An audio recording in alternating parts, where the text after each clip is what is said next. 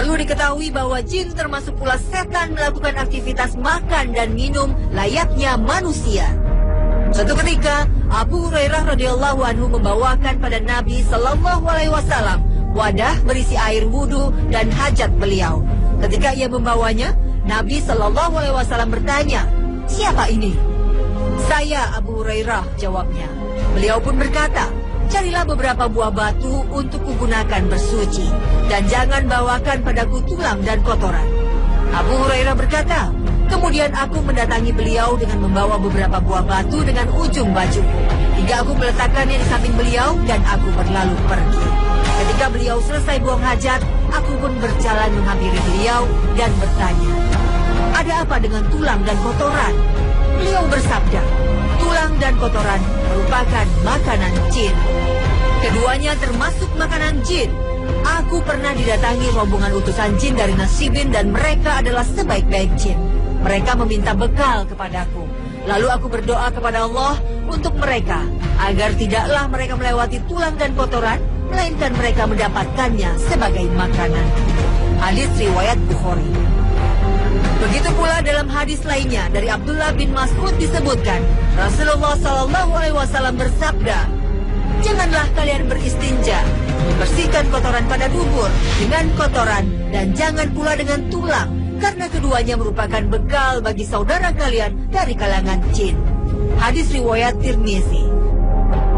Juga diceritakan dalam hadis lainnya bahwa setan makan dengan tangan kiri, sedangkan kita diperintahkan menyelisihi setan dalam hal tersebut.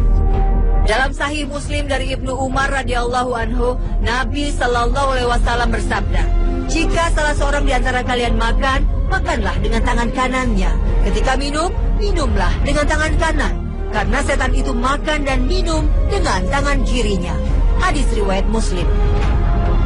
Keterangan Nabi Shallallahu Alaihi Wasallam ini menunjukkan setan itu makan dan minum. Nabi Shallallahu Alaihi Wasallam bersabda, "Jika salah seorang di antara kalian memasuki rumahnya, lalu ia berzikir kepada Allah ketika memasukinya dan ketika hendak makan, maka setan pun berkata pada teman-temannya, 'Sungguh kalian tidak mendapat tempat bermalam dan tidak mendapat makan malam.' Namun ketika seseorang memasuki rumah dan tidak berzikir kepada Allah, setan pun berkata pada teman-temannya, 'Akhirnya kalian mendapatkan tempat bermalam.' Jika ia tidak menyebut nama Allah ketika makan, setan pun berucap kepada teman-temannya, 'Kalian akhirnya mendapat tempat bermalam dan makan malam.' Hadis riwayat Muslim. Sebagaimana manusia terlarang memakan daging yang disembelih tanpa menyebut nama Allah, maka sama halnya dengan jin beriman. Rasulullah Shallallahu Alaihi Wasallam menjadikan pada mereka makanan berupa tulang yang disebut nama Allah. Jin beriman tidak boleh meninggalkan penyebutan Bismillah, sedangkan setan jadi menghalalkan makanan yang tidak disebut nama Allah. Oleh karena itu, sebagian ulama berdalil bahwa bangkai merupakan makanan setan karena bangkai itu berasal dari hewan yang disembelih tanpa disebutkan Bismillah.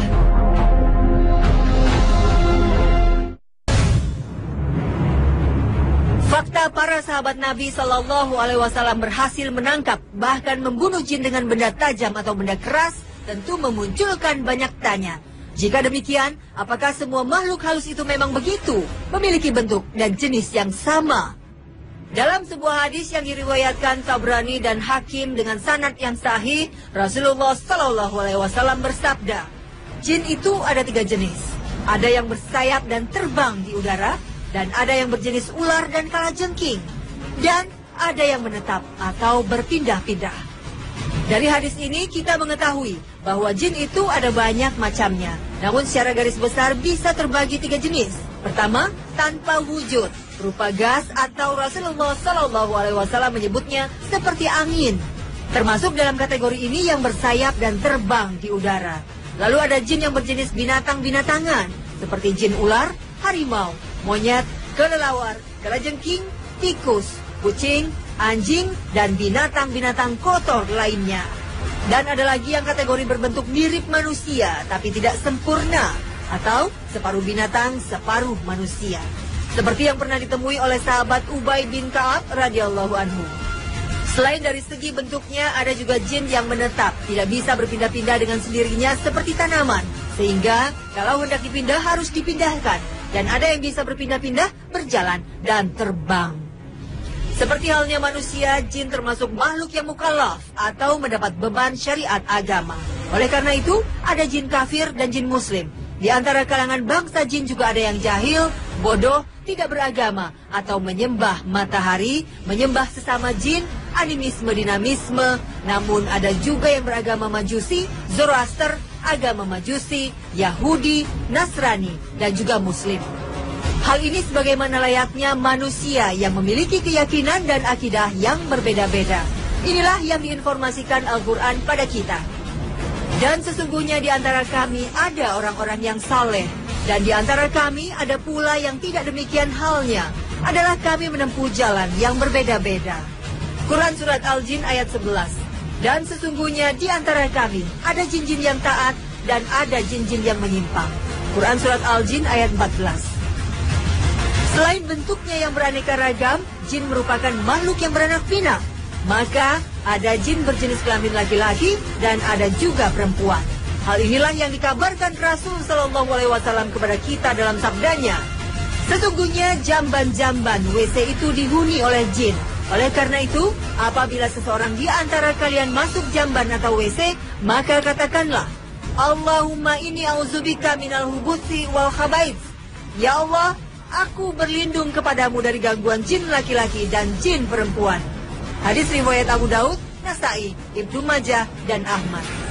Maka jin-jin itu berkelamin laki-laki dan perempuan, maka mereka pasti juga menikah untuk mengembangkan keturunannya.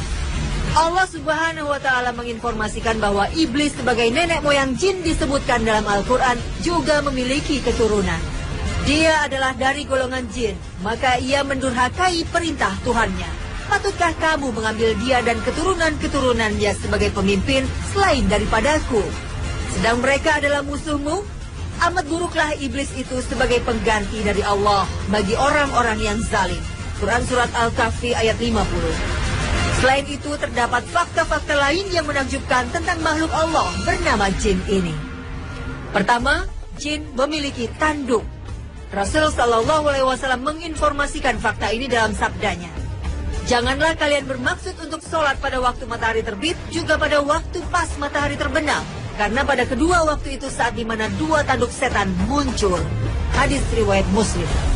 Mengenai pengertian dua tanduk setan ini, Imam Nawawi menukil pendapat para ulama yang berbeda-beda. Ada yang mengartikan bahwa ketika manusia sholat pas pada waktu itu, maka setan akan mengikuti dengan kedua tanduknya. Ada pula yang berpendapat, ketika orang kafir sujud kepada matahari, maka setan berdiri di sana agar mengira dirinya lah yang disembah. Ada juga yang mengartikan secara kiasan bahwa tanduk di sini artinya kesombongan dari setan. Wallahu a'lam. Selain itu, fakta lain yang mengejutkan tentang jin ternyata makhluk ini berukuran kecil. Fakta ini pernah diungkap oleh Ibnu Az-Zubair, bahwa suatu ketika ia melihat seorang lelaki memakai pakaian yang biasa digunakan ketika bepergian. Tingginya 1 jengkal atau sekitar 20 hingga 30 cm. Lalu Ibnu Zubair bertanya, siapakah engkau ini? Makhluk itu menjawab, aku Izib. Ibnu Zubair berkata, apa Izib itu? Makhluk itu menjawab, Izib ya Izib. Lalu Ibnu Zubair memukulnya dengan tongkat hingga makhluk itu lari terbirit-birit. Dalam hadis lain juga disebutkan bahwa jika dibacakan bismillah, jin akan mengecil seukuran lalat. Boleh jadi inilah ukuran aslinya jin. Walid Abu Malik menuturkan kisah ayahnya bersama Rasul Shallallahu Alaihi Wasallam. Saat itu sang ayah dibonceng menaiki unta oleh Rasulullah. Tiba-tiba unta tersebut tergelincir. Serta merta sang ayah mengucapkan, celakalah setan. Maka Rasul Shallallahu Alaihi Wasallam bersabda, jangan kamu katakan celakalah setan. Sebab jika kamu katakan seperti itu, maka setan akan membesar sebesar rumah dan dengan sombongnya setan akan berkata, itu terjadi karena kekuatanku. Akan tetapi, ucapkanlah bismillah. Jika engkau mengucapkan basmalah, setan akan mengecil hingga seukuran lalat. Hadis riwayat Abu Daud. Fakta lain adalah jin seperti manusia. Fakta ini pernah diungkap oleh Sahal bin Abdullah. Ia menuturkan, aku berada di salah satu kawasan tempat kaum Ad. Tiba-tiba aku melihat suatu kota yang terbuat dari batu yang dilubangi. Di lubang batu itu, yakni di tengahnya, terdapat sebuah gedung yang dijadikan tempat tinggal para jin. Lalu aku memasukinya. Tiba-tiba aku bertemu seorang yang sudah tua dan sangat besar tubuhnya, sedang mengerjakan sholat. Orang tua itu memakai jubah dari bulu yang dianyam dengan sangat indahnya. Pengalaman sahabat mulia Abdullah bin Mas'ud juga mengungkap akan wujud jin. Ibnu Mas'ud melihat jin seperti orang-orang Sudan atau dari Hindia, terkadang seperti burung nasar. Ibnu Mas'ud yang menemani Nabi Muhammad SAW saat jin datang untuk mendengarkan bacaan Al-Quran, menggambarkan mereka sebagai makhluk dengan bentuk yang berbeda-beda. Beberapa menyerupai burung bangkai atau burung nasar dan ular. Ada juga yang menyerupai laki-laki berperawakan tinggi berpakaian putih. Fakta lain yang perlu menjadi perhatian dan kewaspadaan kita adalah jin terkadang menjelma dalam wujud tikus. Sementara tak sedikit tikus-tikus itu menjadi penyebab kebakaran rumah. Bisa jadi karena dia sering menggigit kabel-kabel listrik sehingga mengakibatkan korsleting sehingga menyebabkan kebakaran. Bahkan bisa jadi dia datang dan sengaja membakar. Oleh karena itulah Rasul mengajarkan kita agar mematikan lampu saat tidur untuk menghindari kejahatan jin dalam wujud tikus.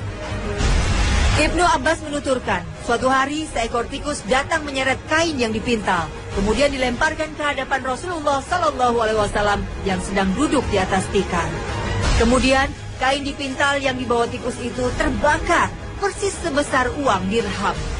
Rasul SAW kemudian bersabda, apabila kalian tidur, matikanlah lampunya, karena setan seringkali berwujud seekor tikus. Hadis riwayat Abu Daud. Yeah.